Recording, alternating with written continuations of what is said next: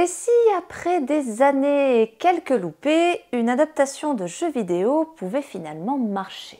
Aujourd'hui, on se penche sur l'un des meilleurs jeux vidéo de ces dernières années et sur son projet d'adaptation en série télé. Mesdames et messieurs, parlons de The Last of Us.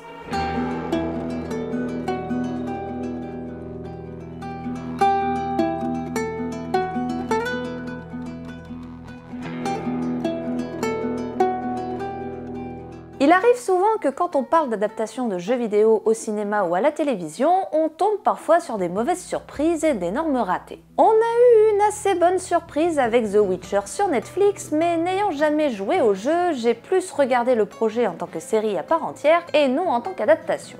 Mais quand HBO a annoncé un projet d'adapter The Last of Us en série télé, je me suis dit que l'idée n'était peut-être pas si mauvaise. Au moment de l'annonce du projet, je n'avais jamais joué au jeu, mais je savais que ce dernier était très apprécié, à tel point que lors de l'annonce de la sortie du deuxième volet, les fans étaient devenus complètement surexcités. Voulant comprendre cet engouement face à The Last of Us et surtout vaincre ma peur complètement débile des zombies et des jeux d'horreur, j'ai décidé de lancer le jeu en live sur ma chaîne Twitch. Et j'ai découvert l'un des meilleurs jeux auxquels j'ai pu jouer depuis des années. Dans un monde post-apocalyptique où des infectés envahissent les villes après une mystérieuse épidémie, Joel, un homme solitaire et endurci par les ravages de cette catastrophe, va devoir escorter Ellie, une jeune fille de 14 ans à la sortie de la ville vers un groupe appelé les Lucioles, envahi par des claqueurs et autres joyeuses créatures voulant dévorer de l'humain pour le goûter. Petit à petit, les deux protagonistes vont se lier, notamment Joel qui va devenir de plus en plus paternel avec Ellie, et affronter toutes sortes de péripéties, de la traversée d'un pays en pleine reconstruction à de multiples affrontements face à des soldats ou des claqueurs. Oui, c'est officiel, je déteste ces trucs.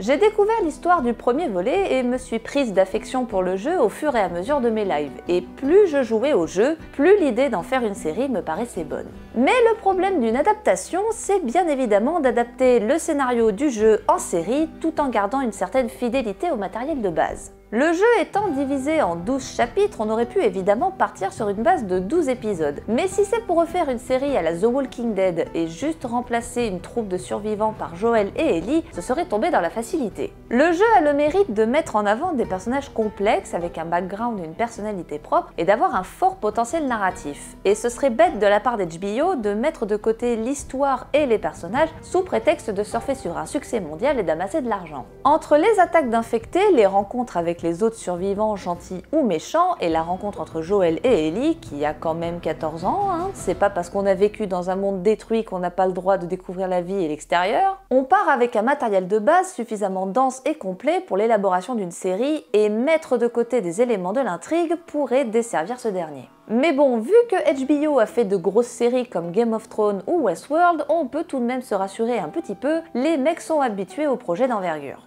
Le deuxième obstacle à la création de cette adaptation est bien évidemment le casting. Et là, je me suis permis de faire une petite liste de ce que pourrait être mon casting idéal pour la série. Commençons par Joel, un homme solitaire et endurci qui n'hésite pas à tuer pour survivre, mais qui, derrière cette carapace dure comme la roche, se cache une certaine tendresse. Et là, je pense que je vais tomber d'accord avec environ 90% des fans du jeu, le meilleur acteur pour incarner Joel, ce serait Hugh Jackman. Jackman a le physique et la carrure, surtout quand tu le compares à des rôles comme dans Logan. C'est un acteur qui est capable de se plier à des scènes de combat très physiques, mais qui sait également jouer des rôles plus calmes et centrés sur l'émotion, et pour tout ça, oui, ce serait l'acteur idéal. Pour le rôle d'Ellie, je vous avoue que je n'ai aucune idée d'actrice. Lors de la sortie du jeu sur PS3 en 2013, beaucoup de gens ont comparé le personnage d'Ellie à Ellen Page, sauf qu'aujourd'hui l'actrice a plus de 30 ans, donc beaucoup trop âgée pour jouer une ado de 14 ans. Beaucoup de gens ont également pensé à des actrices comme Kaitlyn Dever, que l'on a vu dans Unbelievable, Maisie Williams ou encore Millie Bobby Brown dans le rôle de la jeune ado. Mais la meilleure solution, à mon avis, serait de jouer la carte de la jeune actrice inconnue. Donner la chance à une jeune recrue qui pourrait potentiellement apporter une certaine fraîcheur au projet me paraît moins risqué que d'engager une actrice déjà connue et probablement plus âgée que le personnage. Maintenant, passons au personnage secondaire en commençant par Tommy, le frère de Joel. Plus imprévisible que son frangin, Tommy s'est repenti au cours des années, a trouvé une femme et aide cette dernière à relancer une certaine forme de civilisation. Pour le rôle de Tommy, je vous avoue que je me suis beaucoup basée sur les avis des fans et j'en ai sorti 2 noms. Charlie Hunnam, que l'on a vu dans Sons of Anarchy, donc habitué à des personnages en quête de rédemption, et Nikolai Coster-Waldau, aka Jaime Lannister dans Game of Thrones. En termes de physique, les 2 acteurs ressemblent au personnage de Tommy, mais étant une fan de Game of Thrones et le projet étant produit et réalisé par HBO, il y a de fortes chances que Coster-Waldau remporte le rôle. Passons ensuite à Tess, la partenaire de Joel au début de The Last of Us 1. Une femme badass et débrouillarde qui n'hésite pas à affronter le danger et qui aide le joueur à comprendre le personnage de Joel au début du jeu. Et là, pardonnez-moi, mais j'ai encore cherché dans le casting de Game of Thrones et la seule qui peut correspondre au rôle serait Lena Headey, alias Cersei Lannister. J'avoue que ce serait très drôle de voir les 2 acteurs sur un autre projet HBO, mais Lena Headey a également tourné dans une série dans un univers post-apocalyptique, à savoir Terminator, les chroniques de Sarah Connor, dans le rôle de Sarah Connor. Et elle est accessoirement la femme du roi Léonidas dans le film 300. Une actrice habituée donc au rôle de femme forte et prête à se défendre par tous les moyens, un profil très proche du personnage de Tess. Je ne vais pas faire la liste de tous les personnages du jeu, mais si jamais vous avez envie de partager votre casting idéal de The Last of Us, n'hésitez pas à le partager dans les commentaires. En conclusion, est-ce que la série The Last of Us est une bonne idée ou un pari risqué? Eh bien, un peu des deux.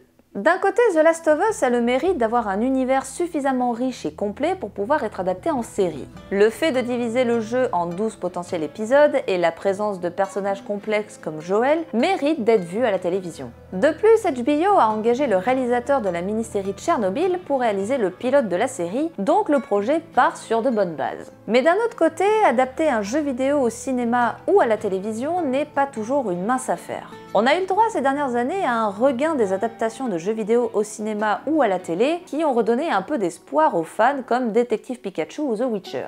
Mais dans le cas de The Last of Us, le pari est risqué car le public et notamment les fans du jeu seront exigeants. Une adaptation a pour but principal d'ouvrir l'œuvre à un public large et pas forcément familier aux matériaux de base. Trouver le juste équilibre entre plaire aux fans de la franchise sans tomber dans l'overdose de références et ouvrir cet univers aux non-initiés n'est pas chose facile. Et espérons qu'avec le projet The Last of Us, HBO saura réaliser cet équilibre et ainsi adapter à la télévision l'un des meilleurs jeux vidéo de ces dernières années et son univers riche et complexe qui a su toucher les spectateurs. Merci à tous d'avoir regardé cette vidéo, j'espère qu'elle vous a plu.